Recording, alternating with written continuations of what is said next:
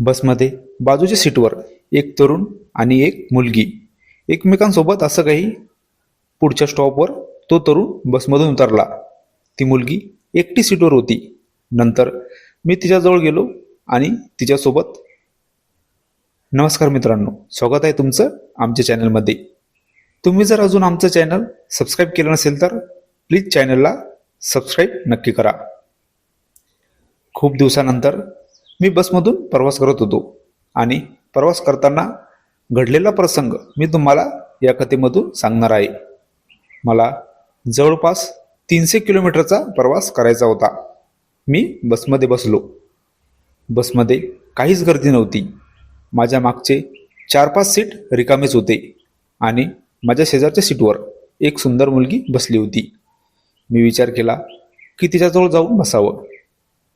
मी तिच्याजवळ जायला उठलो, पण तेवढ्यात एक तरुण तिथे आला आणि त्या मुलीजवळ येऊन बसला. मी परत माझ्या जागेवर बसलो. ते दोघे एकमेकांना ओळखत होते असं वाटलं, कारण ते दोघे हातामध्ये हात घेऊन बोलत होते. थोड्या वेळाने त्यांचं वेगळंच काही सुरू झालं होतं. बसमध्ये त्यांचं असं काही बघून माझं मन पण, मी तर त्यांच्याकडेच बघत होतो. अधूनमधून त्या मुलीची नजर माझ्याकडे जात होती. त्या मुलीला माहीत होतं की मी त्यांच्याकडे एकटक बघत आहे. जवळपास 1 तास त्यांचं. नंतर बस थांबली आणि तो मुलगा खाली उतरला.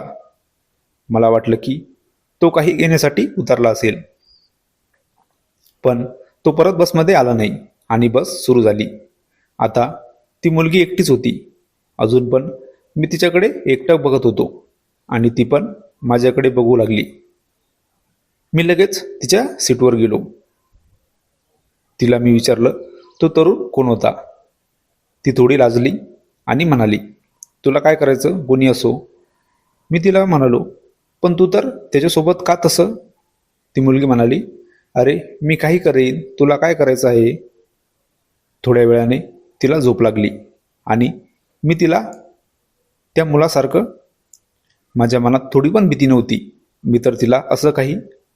तिला जाग आली आणि ती मला म्हणाली, हे काय आहे तुझं.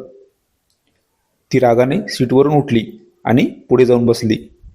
मी पण तिच्या मागेच गेलो, पण ती समोरच्या स्टॉपवर बसमधून उतरली होती. पण जेवढा वेळ ती झोपेत होती तेवढा वेळ मी तिच्यासोबत खूप काही. ही कथा पूर्णपणे काल्पनिक असून वास्तविक जीवनाशी काहीही संबंध नाही. ही कथा फक्त मनोरंजनासाठी आहे. मित्रांनो, कथा आवडल्यास चॅनलला सबस्क्राईब करा.